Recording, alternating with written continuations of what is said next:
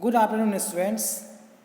We have been discussing the Human Development Index of three countries, India, China and Pakistan, and we got lots of information of India, China and Pakistan.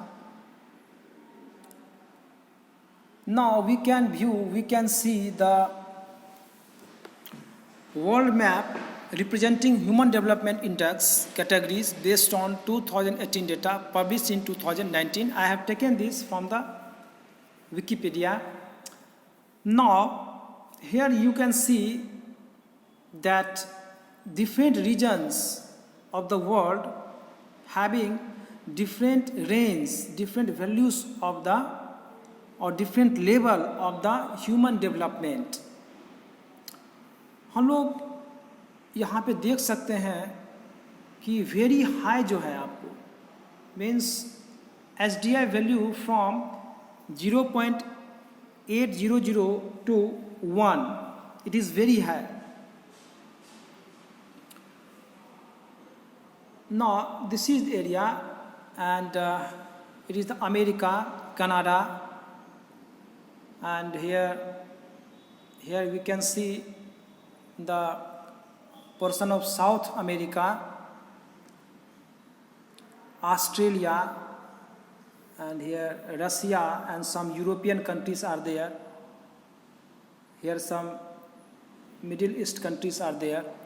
So these are placed on very high. तो इसका मतलब यहाँ पे जो development आपको है वो काफ़ी ज़्यादा है यहाँ पे. उसके बाद जो आप सबसे लो पे आप आ जाइए जिसका वैल्यू 0.350 से 0.549 है. अभी भी बहुत सारे आपको यहाँ पे वर्ल्ड में आपको अभी भी है लोकेशन जहाँ पे जो ह्यूमन डेवलपमेंट जो वैल्यूज़ है वो काफ़ी नीचे है. ठीक है. और ये जो मेनली कंट्रीज़ है ये आपको अफ्रीकन कंट्रीज़ है. अफ्रीका, ये अफ्रीकन कॉन्टिनेंट है. यहाँ पे जो अफ्रीकन कंट्रीज़ है आपको ये जनरली आपको यहाँ पे बहुत सारे कंट्रीज़ यहाँ पे है जिसका ह्यूमन डेवलपमेंट इंडेक्स काफ़ी नीचे है. यहाँ पे कुछ कंट्रीज़ आपको नज़र आएगा. ये कुछ कंट्रीज़ हो गया. यहाँ पे देखिए आप ये जो अफ़गानिस्तान है वहाँ पे है. तो ये सब काफ़ी लो है. नेक्स्ट आपको है जो मीडियम में आता है 0.550 से 0.699. इसको आप देख सकते हैं इंडिया. ठीक है. ये जो है आपको ये जो कुछ कंट्रीज़ हैं ये कुछ कंट्रीज़ यहाँ पे आपको नज़र आएगा. ये सब आपको मीडियम में आता है. उसके बाद आपको हाई. ठीक है. मीडियम से ऊपर जो हुआ यानी कि वेरी हाई से नीचे जो हाई हुआ उसमें आपको कौन कौन सा कंट्रीज आएगा आप देख सकते हैं. चाइना हो गया, मंगोलिया, कुछ कंट्रीज़ यहाँ पे हैं.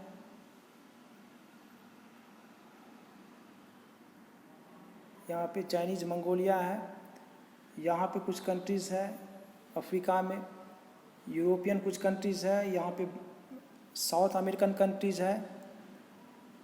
ये आपको ब्राज़ील हो गया. ये मैक्सिको यहाँ पे नॉर्थ अमेरिका में. वहाँ पे कुछ कंट्रीज़ है. यहाँ पे साउथ अफ्रीका है. So these are some countries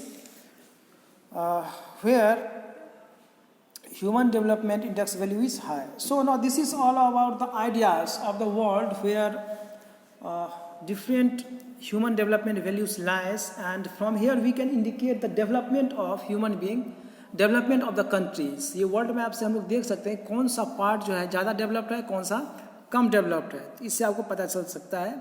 So this is just one idea that I wanted to give you, that I wanted to show you. इसको याद रखना जरूरी नहीं है, बस एक आइडिया, एक व्यू जो है अपने दिमाग में आप इसको रख सकते हैं. From the previous slides, we observed that China is moving ahead of India and Pakistan. This is true for many indicators. Now what we observe from the previous slide, first observation that we got is that China is moving ahead of India and Pakistan. ठीक है. China जो आपको नज़र आएगा आगे India Pakistan से आपको कुछ फैक्टर्स में बहुत ही आगे है, और ओवरऑल यदि देखा जाए तो China is ahead. India and Pakistan दोनों से वो आगे है. सो we can notice that for the proportion of people below the international poverty rate of $3.20 a day, जो इंटरनेशनल पॉवर्टी रेट का जो आपको जो क्राइटेरिया है दैट इज $3.20 a day, इससे जो नीचे हुआ उसको पूरा पुअर माना जाता है, उसको आपको जैसे हम लोग बिलो पॉवर्टी लाइन यहाँ बोलते हैं, तो ये आपको हो गया इंटरनेशनल वैल्यू. तो India has the largest share of poor among the 3 countries that is 60.40. तो हम लोग बोलते हैं कि जो इंडिया में बिलो पॉवर्टी लाइन है वो 30 के आसपास में है. ठीक है, तो वो जो 30 के आसपास में जो बिलो पॉवर्टी लाइन है, इसको हम लोग इंडियन क्राइटेरिया पे हम लोग इसको मेजर करते हैं. हम लोग इस पर डिस्कस करेंगे जब हम लोग पॉवर्टी चैप्टर को डिस्कस करेंगे, उस समय आपको वेरियस मेजर्स आपको बताएंगे कि कैसे रंगराजन कमेटी है, तेंदुलकर कमेटी है, सबका अपना अलग अलग मेजरमेंट है. पॉवर्टी लाइन का जो अलग अलग वैल्यूज़ को जो है आपको प्रेजेंट किया है, तो उस बेसिस पे जो है आपको ये पॉवर्टी का जो है आपको poverty below poverty line BPL जिसको बोलते हैं, उसका आपको डिसाइड किया जाता है रेंज को. लेकिन when we talk about international poverty rate, तो $3.20 पर डे जो कमाता है या इससे ऊपर जो कमाता है उसको पॉवर्टी से ऊपर रखा गया.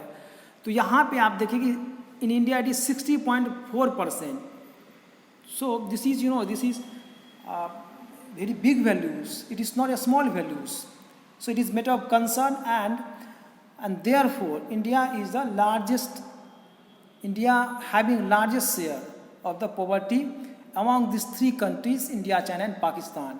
So SDI includes important indicators, but these are not sufficient. So now there are many conclusions, there are many observations that we can see, that we can get from the SDI values, because many factors, many components are given there in the SDI, and we saw in the previous slides.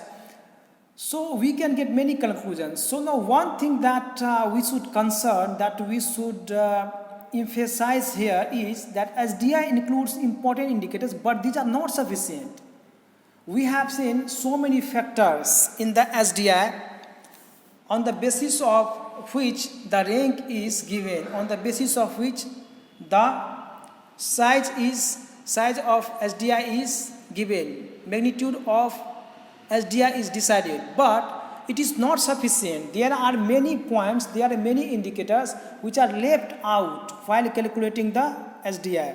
There are many things, there are many points जिसको ध्यान नहीं दिया जाता है आपको SDI calculation में, SDI को calculate करने में.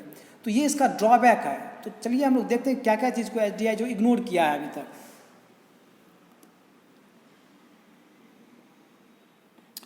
Along with these indicators, we also need what may be called liberty indicators.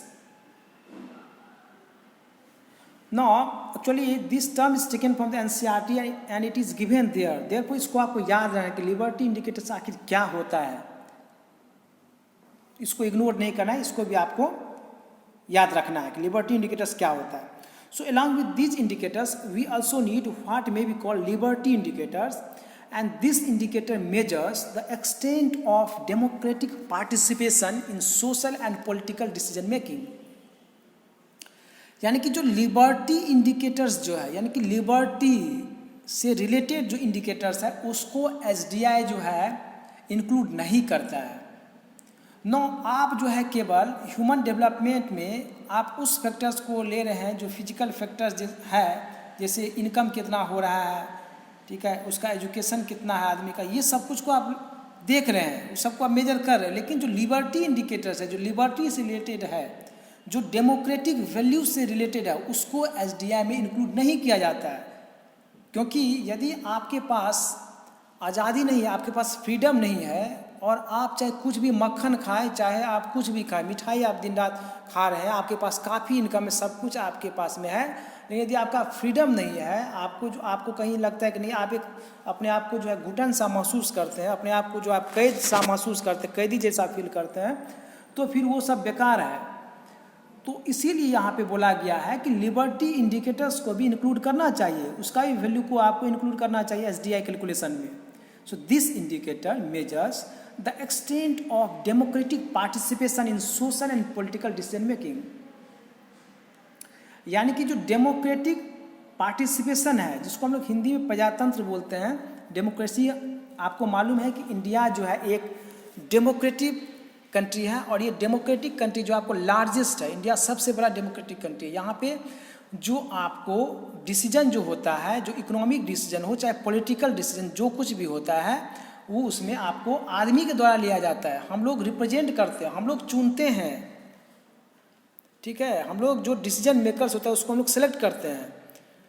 और कैसे सेलेक्ट करते हैं? तो वोटिंग के द्वारा। हम लोग इलेक्शन होता है, वोटिंग करते हैं, उसमें हम लोग जो है सेलेक्ट करते हैं, और हम लोग का वो रिप्रेजेंटेटिव होता है, जो लीडर्स होता है, जो एमपीज, जो एमएलएस है, वो सब रिप्रेजेंटेटिव है, और वो जो है आपको फिर फाइनली आपको डिसीजन लेता है।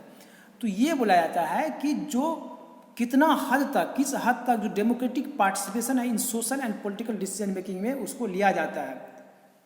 तो इसको भी, इसका भी जो है आपको वैल्यू को इंडिकेट करना चाहिए, क्योंकि आपको मालूम है कि जो चाइना जो कंट्री है, वहाँ पे आपको डेमोक्रेटिक जो फ्रीडम है, जो डेमोक्रेटिक पार्टिसिपेशन है, वो बहुत ही कम है। जब आप इंडिया से कंपेरिजन कीजिएगा तो वहाँ पे आपको कम्युनिस्ट गवर्नमेंट है, जबकि इंडिया में आपको डेमोक्रेटिक है। यहाँ पे जो है आदमी के पास ज़्यादा फ्रीडम है। तो इसीलिए जो है ये सब, यदि इस वैल्यूज़ को यदि इंडिकेट किया जाएगा, यदि इस वैल्यूज़ को इंक्लूड किया जाएगा, तो आपको इंडिया डेफिनेटली यहाँ पे इसको गेन मिलेगा।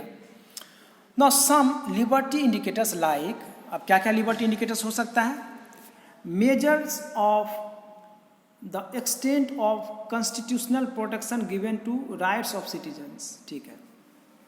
जो कॉन्स्टिट्यूशन है हमारे, ठीक है, यानी कि कॉन्स्टिट्यूशनल जो लॉज है वो राइट्स ऑफ सिटीजन को कितना प्रोटेक्ट करता है। जो आदमी है, जो सिटीजन्स है, जो पर्सन्स जो किसी कंट्री का है, उसका जो राइट्स है, उस राइट्स को कितना प्रोटेक्ट करता है, कितना आपको सिक्योर करता है आपका कॉन्स्टिट्यूशन, वहाँ का कानून, वहाँ का लॉ, वहाँ का संविधान। इसको जो है आपको हम लोग बोलते हैं लिबर्टी इंडिकेटर्स में, इसको हम लोग इंक्लूड करते हैं। ये भी एक लिबर्टी इंडिकेटर, जैसे हम लोग राइट्स ऑफ सिटीजन में हम लोग का फ्रीडम है, फंडामेंटल राइट्स है, हम सभी को मालूम है कि ये जो फंडामेंटल राइट, जैसे right to equality, right to freedom of speech, तो ये सब जो आपको राइट्स है, ये सब क्या करता है? ये सब एक आपको प्रोटेक्शन देता है आदमी को। आदमी का एक फ्रीडम, लिबर्टी आपको आदमी को मिलता है।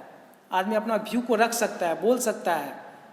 यदि किसी के साथ कुछ नाइंसाफ़ी हो रहा है, इनजस्टिस हो रहा है, तो वो इस बात को रख सकता है, खुलेआम उसको बोल सकता है। तो ये सब कि किस हद तक इसको जो आपको इंक्लूड किया जा रहा है किसी कंट्रीज़ में। और the extent of constitutional protection of the independence of the judiciary and the rule of law, ठीक है। No extent of constitutional protection of the independence of judiciary. Judiciary आपको मालूम है, जुडिशियरी के किसको हम लोग बोलते हैं? जो जुडिशियरी हो गया, जो इंडिपेंडेंट बॉडी होता है, और जो आपको कानून, जो आपको कॉन्स्टिट्यूशन है, उसको वो प्रोटेक्ट करता है, उसके अनुसार जो फैसला सुनाता है, ठीक है, जो जस्टिस प्रोवाइड करता है आदमी को, उसको लोग जुडिशियरी बोलते हैं। जैसे कोर्ट हो गया, डिफरेंट कोर्ट्स इंडिया में है, डिस्ट्रिक्ट कोर्ट्स है, हाई कोर्ट्स है, सुप्रीम कोर्ट है। हम लोग के साथ में यदि किसी के साथ में यदि इनजस्टिस होता है तो वहाँ वो पहुँचता है, कोर्ट के पास जाता है, और कोर्ट फाइनली क्या करता है? आपको उसका जो है, जो राइट्स है, उसको प्रोटेक्ट करता है। जो आपको, जिसके साथ में इनजस्टिस होता है, उसको जस्टिस मिलता है वहाँ पे, जो कि आपको कॉन्स्टिट्यूशन के द्वारा जो है प्रोवाइड किया जाता है। कॉन्स्टिट्यूशन में जो लॉज है, उस लॉज के अनुसार आपको कोर्ट जो है आपको जस्टिस देता है आदमी को। तो उसको कितना फ्रीडम है, इस चीज़ को मेजर करना चाहिए। किसी किसी कंट्रीज़ में उसको आपको फ्रीडम नहीं है, वहाँ भी कोर्ट भी जो है गवर्नमेंट के आदेश के अनुसार ही चलता है, वो जो इंडिपेंडेंट नहीं है। तो इस फैक्टर को भी इंक्लूड आपको किया जाना चाहिए। And the rule of law, और रूल ऑफ लॉ का मतलब क्या होगा? It is very important. Rule of law, rule of law का मतलब हो गया कि यहाँ लॉ का रूल होगा, यानी कि कोई खुद से आपको अपना डिसीजन नहीं दे देगा, अपना फैसला जो है कंक्लूजन नहीं दे देगा। जैसे जो कोर्ट में जो फैसला होता है, वहाँ जो जज बैठे रहते हैं, वो जज जो फैसला सुनाते हैं, जो जस्टिस देते हैं, वो आपको लॉ के अनुसार देते हैं। ऐसा नहीं है कि खुद का उनका जो है डिसीजन होता है, वो खुद का फैसला लेते हैं, उनको मन जो कर दिया वही जो है फैसला सुना दिया, ऐसा नहीं होता है। रूल ऑफ लॉ यानी कि लॉ के अनुसार, कानून के अनुसार, जो कॉन्स्टिट्यूशन में जो आपको लॉज दिया गया है, उसके अनुसार आपको फैसला सुनाया जाता है। वो जो कह रहा है वही वो फैसला सुनाएगा। ऐसा नहीं है कि उसको जो मन किया, जज को जो फैसला सुनाने वाले हैं, वो अपने अनुसार, अपने मन के अनुसार, अपना व्यू या अपना आइडिया या फिर जो कोई बायसनेस है दिमाग में, उसके अनुसार जो है फैसला सुना दिया। या किसी से झगड़ा है, लड़ाई है, तो उसके खिलाफ जो है फैसला सुना दिया, ऐसा नहीं होता है। तो उसको हम लोग बोलते हैं रूल ऑफ लॉ। मीन्स यहाँ पे किसी भी टाइप का करप्शन, किसी भी टाइप का बायसनेस जो है वो नहीं होना चाहिए, बल्कि रूल ऑफ लॉ जो है वहाँ वर्क कर रहा है कि नहीं कर रहा है। जैसे इंडियन आपको जो कॉन्स्टिट्यूशन है, जो इंडियन जो आपको जो जुडिशरी सिस्टम है, यहाँ पे रूल ऑफ लॉ जो है आपको वर्क करता है, ठीक है, कानून के अनुसार जो है वर्क होता है। इसलिए आप देखते होंगे कि जो वहाँ पे जो आप एक जो है लेडी रहती है, उसका आँख में जो पट्टी बांधा हुआ रहता है, जब आप कोर्ट में देखेंगे जज के पास रहता है, और सामने में जो है आपको वहाँ देखेंगे एक बैलेंस रहता है। तो इसका मतलब क्या हुआ कि वो जो देख रहा है सामने में, वो भी झूठा हो सकता है, बल्कि वो सुनने पे विश्वास रखता है कि जो आपको गवाही, जिसको सबूत बोलते हैं, जिसको प्रूफ बोलते हैं, वो होना चाहिए। अदरवाइज आपको वहाँ पे फैसला जो है आपको कुछ और हो जाएगा, हुआ कुछ और फैसला कुछ और हो जाएगा, यदि प्रूफ नहीं मिल रहा है, यदि सबूत नहीं मिल रहा है। तो वहाँ डिफरेंट आपको एडवोकेट्स के द्वारा, जो वहाँ पे जो आपको वकीलों के द्वारा जो वहाँ पे आपको बात को रखा जाता है, आदमी अपना बात को रखता है और फिर जो वहाँ पे फैसला दिया जाता है। तो यहाँ भी ज़्यादा उस प्रोसेस पे हम नहीं जा रहे हैं, प्रोसेस को डिस्कस नहीं कर रहे हैं, बल्कि रूल ऑफ लॉ को यहाँ पे हम एक्चुअली आपको बताना चाह रहे थे कि जो कुछ भी आपको होता है वो रूल के अनुसार होता है, लॉ के अनुसार होता है, ना कि ये पर्सनल बायसनेस या personal decision, personal ideas, personal views, उसके अनुसार जो है आपको प्रोसेस नहीं होता है। Okay, so without including these and giving them overriding importance in the list, the construction of a human development index may be said to be incomplete and its usefulness limited. Yeah, this is important. आप यदि इस values को, liberty indicators को यदि आप include नहीं कर रहे हैं ह्यूमन डेवलपमेंट इंडेक्स में, तो आपको इसका कंस्ट्रक्शन जो है वो आपको इनकम्प्लीट माना जाएगा। जो ह्यूमन डेवलपमेंट इंडेक्स है उसको इनकम्प्लीट माना जाएगा और इसका जो यूजफुलनेस है उसको भी लिमिटेड माना जाएगा। तो ये आपको ड्रॉबैक है एसडीआई का। ऐसा नहीं कि एसडीआई जो है आपको सही जो है आपको ह्यूमन डेवलपमेंट को दिखा रहा है, नहीं दिखा रहा है, क्योंकि सब कुछ जो आपको फिजिकली आपको जो है वही सब कुछ नहीं, जो आपको फिजिकल हैप्पीनेस है, जो आपको इनकम है, एजुकेशन है, या फिर जो सोशल स्टैंडर्ड है, वही केवल सब कुछ नहीं है। जो फ्रीडम है, जो लिबर्टी है, रूल ऑफ लॉ है, जो कुछ हम लोग यहाँ देखे हैं, constitutional protection of citizens rights है, ये सब को इंक्लूड करना चाहिए था, जो नहीं अभी वहाँ पे इंक्लूड किया गया है। No an appraisal development strategies. अब हम लोग देखते हैं कि जो आपको डेवलपमेंट स्ट्रेटजीज ये तीनों कंट्रीज, दिस 3 कंट्रीज अडॉप्टेड, उसका क्या अप्रेजल है, ठीक है, उसको हम लोग यहाँ देखते हैं, उसका पॉजिटिवनेस या फिर उसका जो कंक्लूजन होता है उसको हम लोग यहाँ पे देखते हैं। It is common to find developmental strategies of a country as a model to others for lessons and guidance for their own development, ठीक है। जो डेवलपमेंट स्ट्रेटजीज जो आपको ये कंट्री के द्वारा जो अपनाया जाता है, उसका स्टडी क्यों जरूरी है? ये इसीलिए ज़रूरी है क्योंकि ये जो आपको एक दूसरे को इससे लेसन्स मिलेगा कि चाइना जो कोई किसी पार्टिकुलर पॉलिसी को अडॉप्ट किया, उसका क्या फेलियर्स रहा, क्या सक्सेस रहा, वो इंडिया को काम दे सकता है, उससे लेसन सीख सकता है। सो द स्ट्रेटजीज और policies which are adopted by a country can be taken as lesson okay for other countries or that can be used for their own development also। खुद का डेवलपमेंट के लिए जो है आपको उसको लिया जा सकता है। जैसे इंडिया जो है 1991 में पॉलिसी को चेंज किया। जो इकोनॉमिक पॉलिसी है, जो न्यू इकोनॉमिक पॉलिसी है, वो 1991 में आया, हम सभी जानते हैं। So it was adopted by India. तो उससे पहले जो वो आपको स्ट्रेटजी अपनाया था, जो इकोनॉमिक पॉलिसी था, उससे क्या, उसे वो सीख मिला उसको। उससे चाइना जो 1978 में लिया आपको, उसके पीछे जो उसका पीछे का जो फेलियर था, उससे वो सबक सीखा। तो ना केवल दूसरा कंट्रीज़ जो है एक दूसरा से लेसन ले सकता है सक्सेस एंड फेलियर्स का, बल्कि खुद का डेवलपमेंट के लिए भी जो है आपको उसको यूज कर सकता है।